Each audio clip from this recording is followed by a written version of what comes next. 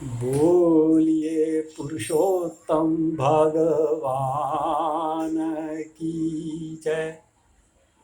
श्री पुरुषोत्तम वास की जय। प्रिय भगवत भक्तों, संप्रति पुरुषोत्तम मास है। वस्तुतः पुरुषोत्तम मास सर्वोत्तम मास है।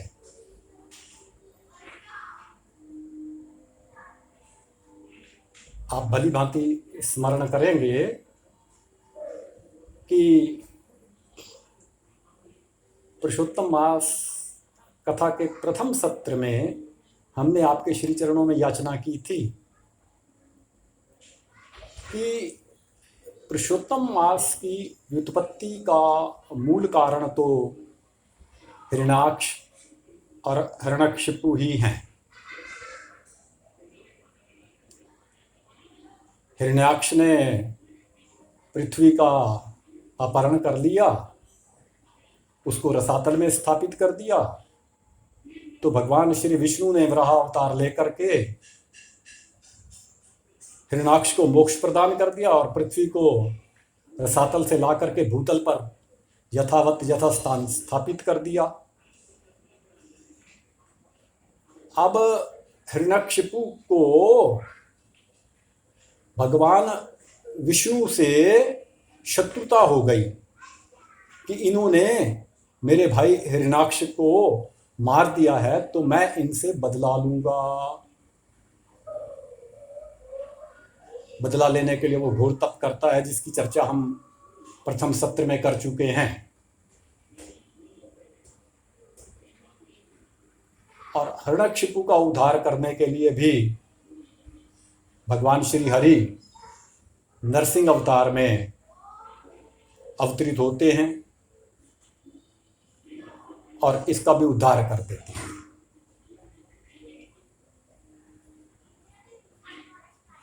तो मुख्य रूप में तो अधिक मास की व्युत्पत्ति का हेतु हिरण्यकशिपु ही है, क्योंकि इसने कहा था कि मैं साल के 12 मासों में से किसी मास में भी न मरूं। तो नरसिंह भगवान ने एक अतिरिक्त मास की व्युत्पत्ति कर दी, एक अधिक मास की व्युत्पत्ति कर दी और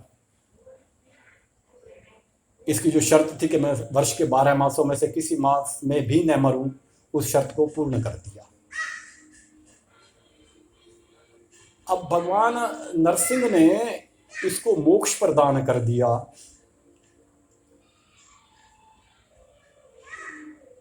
लेकिन वह इतने क्रोधातुर हो गए थे, इतना क्रोधावेश में आ गए थे कि इसको मोक्ष प्रदान करने के पश्चात भी उनका क्रोध शांत नहीं हो रहा था।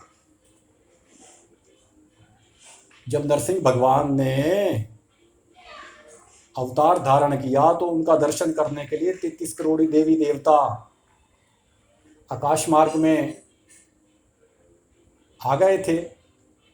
फिर ब्रह्मा जी इत्यादि इत्यादि देवता सब पृथ्वी पर आए, लेकिन किसी की भी हिम्मत नहीं हुई कि इनके सामने जाकर के इनको शांत होने की याचना करे। तो सबने प्रार्थना की लक्ष्मी जी से कि आप ही जाइए, आप इनका क्रोध शांत कीजिए, आप इनकी धर्मपत्नी हैं और धर्मपत्नी जो होती है वो अपने पति को वश में करना जानती है। लेकिन नरसिंह भगवान का क्रोध रूप देख करके लक्ष्मी जी की भी हिम्मत नहीं हुई, वो भी इतनी भयभीत हो गई। इनका क्रोधावेश ही ऐसा था, नेत्र लाल लाल थे, सारा शरीर गुस्से से कांप रहा था, रौद्र रूप धारण कर लिया था। अंत तो गत्वा देवताओं ने प्रेरणा दी और भक्तराज प्रहलाद ही इनके सम्मुख हुए हैं नरसिंह भगवान के, इनके चरणों में दंडवत किया और जैसे ही प्रहलाद भगवान के समक्ष हुए हैं, भगवान का सारा क्रोध, नरसिंह भगवान का सारा क्रोध शांत हो गया और उसको अपनी गोद में उठा लिया और गोद में उठा करके अपनी जिह्वा से ऐसे चाट रहे हैं, ऐसे चाट रहे हैं जैसे एक गैया अपने नवजात बछड़े को चाटती है। अपनी जिह्वा से चाटे जा रहे हैं, चाटे जा रहे हैं। और भक्त प्रहलाद से क्षमा याचना कर रहे हैं कि प्रहलाद, तूने बहुत कष्ट पाए हैं, मेरे आने में विलंब हो गया। अब भक्तजन शंका किया करते हैं कि भगवान श्री नरसिंह ने हिरण्यकशिपु को मोक्ष प्रदान कर दिया, फिर भी इनका क्रोध शांत क्यों नहीं हुआ और ये क्रोधातुर क्यों थे? तो गोस्वामी तुलसीदास जी रामचरितमानस के अयोध्या कांड में लिखते हैं कि सोन सुरेश कहूँ रघुवीर सुभाऊ, निज अपराध रिसाही न काऊ, जो अपराध भगत कर करही, राम रोष पावक सो जरही। राघवेंद्र राम भद्र अर्थात परमात्मा कोई उनका अपराध करे तो कभी भी क्रोधित नहीं होते हैं, लेकिन कोई उनके भक्त का अपराध करते तो फिर उनके क्रोध की सीमा नहीं रहती है। ये प्रहलाद इनका भक्त है और हिरण्यकशिपु ने इनके भक्त का अपमान किया है। अब आप दर्शन करें कि भृगु मुनि ने भगवान विष्णु को लात मारी तो वे जरा भी क्रोधित नहीं हुए, कोई क्रोध नहीं आया, बल्कि भृगु मुनि के चरणों में पड़ गए कि महाराज, मेरा वज्र जैसा कठोर शरीर और आपके फूल जैसे कोमल पांव, आपने मुझे लात मारी है तो आपके पांव में चोट लग गई होगी, लाओ आपके पांव कहाँ है, मैं आपके पांव दबा दूं, आपके पांव में कष्ट हुआ होगा। अपने अपराध करने वाले पर जरा भी क्रोध नहीं करते हैं। और वही भगवान विष्णु अपने भक्त प्रहलाद का अपराध करने वाले को छोड़ते नहीं हैं। तो हिरण्यकशिपु को मोक्ष प्रदान कर देते हैं।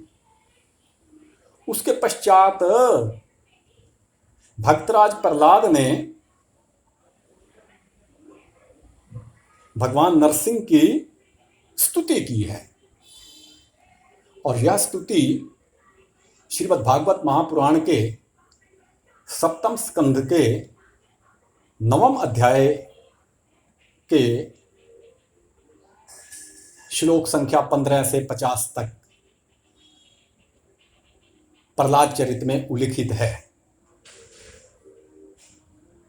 तो पुरुषोत्तम मास में इस प्रहलाद स्तुति का पाठ करना बहुत ही पुण्य फलदायी है। पुरुषोत्तम मास में श्रीमद् भागवत महापुराण के 7वें स्कंद के 9वें अध्याय में जो प्रहलाद द्वारा भगवान नरसिंह की स्तुति की गई है, उसका पुरुषोत्तम मास में पाठ करने से विशेष पुण्य फल प्राप्त होता है। तो आपसे करबद्ध याचना है कि इस पुरुषोत्तम मास में आपके आसपास जहां आप रहते हैं, आपके आसपास देव स्थान में, मंदिर में, जहाँ श्री नरसिंह भगवान का विग्रह है, वहाँ जाकर के नरसिंह भगवान के श्री विग्रह के सामने खड़े होकर के या प्रहलाद स्तुति का पाठ करें तो अक्षय पुण्य की प्राप्ति होती है। अब आप यह कहेंगे कि हमारे आसपास तो किसी भी देवस्थान में नरसिंह भगवान का श्री विग्रह तो नहीं है, राम जी का है, कृष्ण जी का है, भगवान शिव का है, श्री हनुमान जी का है, शेरा वाली माँ का है, लेकिन नरसिंह भगवान का तो नहीं है। और नरसिंह भगवान के श्री विग्रह बहुत कम मंदिरों में हुआ करते हैं। इस अबोध एवं अज्ञ बालक का सौभाग्य ये है कि जिस क्षेत्र में यह अबोध एवं अज्ञ बालक रहता है, राजधानी दिल्ली के पश्चिम बिहार में गुरु हरकिशन नगर में श्री नरसिंह भगवान का श्री विग्रह है। और भी कहीं कहीं किसी किसी देवस्थान में श्री नरसिंह भगवान का शिव विग्रह होता है, क्योंकि श्रीमद् भागवत महापुराण में परमात्मा के जो 24 अवतार की कथा आई है, तो उनमें से नरसिंह भगवान भी श्री हरि के ही अवतार हैं। अब यदि आपके पास जो देवस्थान है उनमें श्री नरसिंह भगवान का श्री विग्रह नहीं है, तो आप अपने घर पर नरसिंह भगवान की प्रतिमा के सामने भी दीपक जला करके और श्रीमद् भागवत के 7वें स्कंद के 9वें अध्याय में उल्लिखित श्री प्रहलाद स्तुति का पाठ कर सकते हैं। और यदि आपके घर में नरसिंह भगवान की प्रतिमा भी उपलब्ध नहीं है, तो आपके मोबाइल में गूगल सर्च में जाएं आप और नरसिंह भगवान की प्रतिमा डाउनलोड कर लें और उस प्रतिमा के सामने बैठ करके आप श्रीमद् भागवत के 7वें स्कंध के 9वें अध्याय में प्रहलाद द्वारा नरसिंह भगवान की गई स्तुति का गान करें, पाठ करें, पठन करें, तो बहुत पुण्य फल प्राप्त होगा।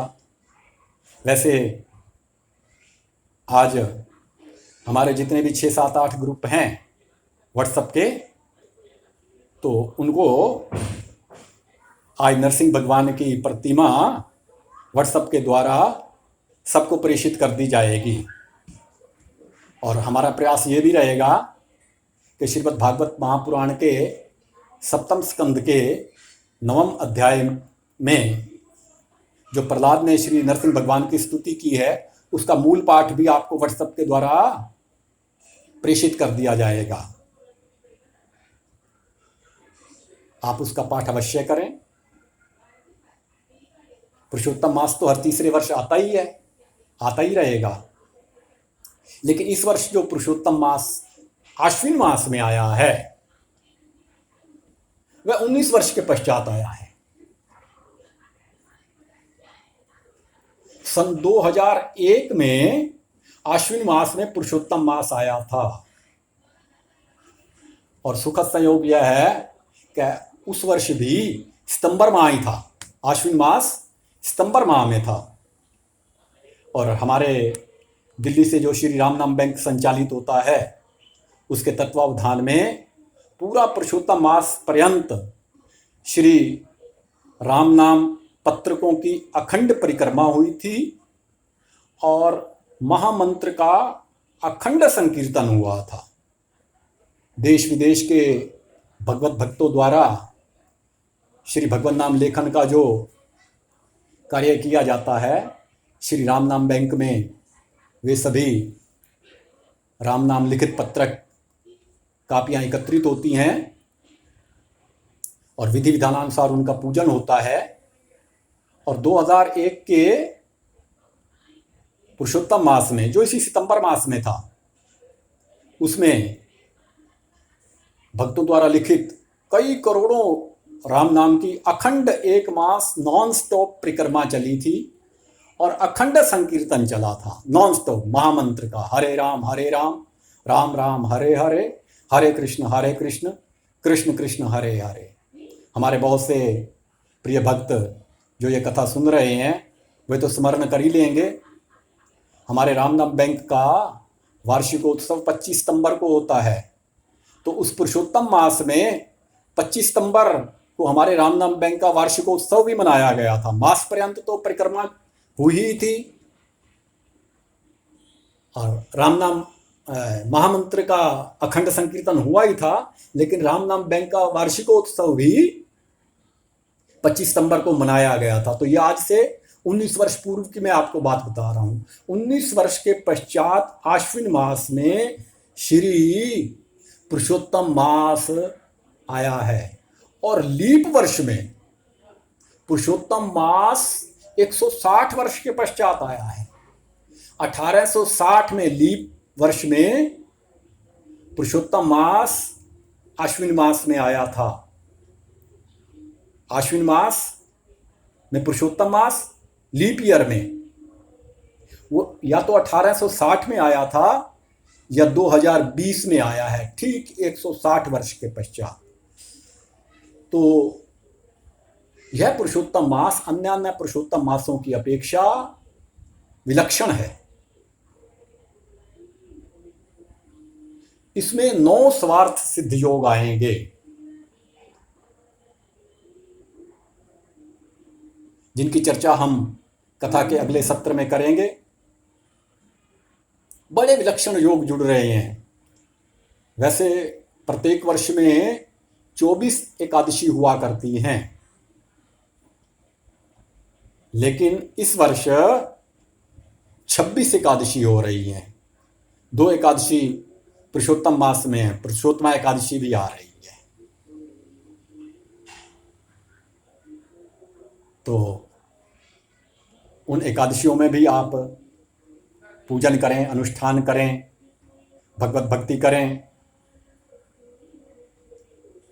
और आपके श्री चरणों में निवेदन ये करना है कि भगवान विष्णु और भगवान कृष्ण दोनों ही पीतांबरधारी हैं।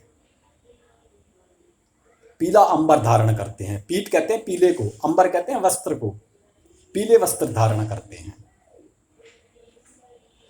तो जहां तक संभव बन पड़े आप भगवान को प्रसाद स्वरूप पीले रंग के फल अर्पित करें। जैसे केला है, पीले रंग का है, आम है, पीले रंग का है, और वस्त्र भी आप भगवान को पीले रंग के ही अर्पण करें।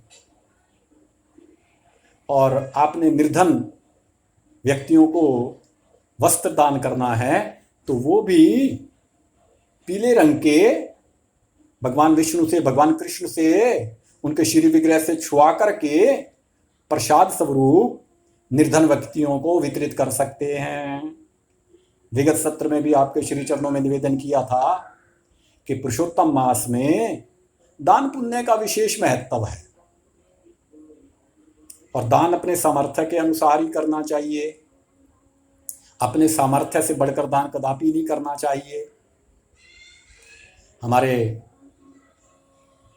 शास्त्रों में स्पष्ट आदेश है कि या रूपेण या सीता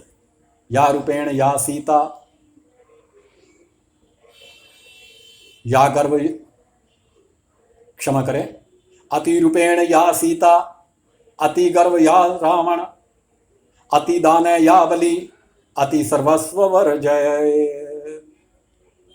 अति रूपेण या सीता, अति गर्भ या रावण, अति दान या बलि, अति सर्वस्व वर्जय। अधिक रूपवती होने के कारण श्री सीता जी का अपहरण हुआ। अधिक गर्व होने के कारण रावण का नाश हुआ। अधिक दान देने के कारण बाली का पतन हुआ। अति प्रत्येक कार्य के लिए वर्जित है, अति सर्वस्व वर्जित। अति सभी स्थानों पर वर्जित है। स्वामी विवेकानंद ने से किसी ने पूछा कि विश्व की परिभाषा क्या है। विश्व की जहर की परिभाषा क्या है? तो स्वामी विवेकानंद ने उत्तर दिया, कोई भी वस्तु जब मात्रा से अधिक बढ़ जाती है तो वो विष बन जाती है। अब हम अधिक भोजन भी कर लें ना, तो वो भी हमारे लिए विष के समान हो जाता है। दूध पीना बहुत अच्छी बात है, पौष्टिक आहार है, सात्विक आहार है, संपूर्ण आहार है, लेकिन यदि मात्रा से अधिक दूध पी लिया तो यही पौष्टिक आहार, यही सात्विक आहार, यही संपूर्ण आहार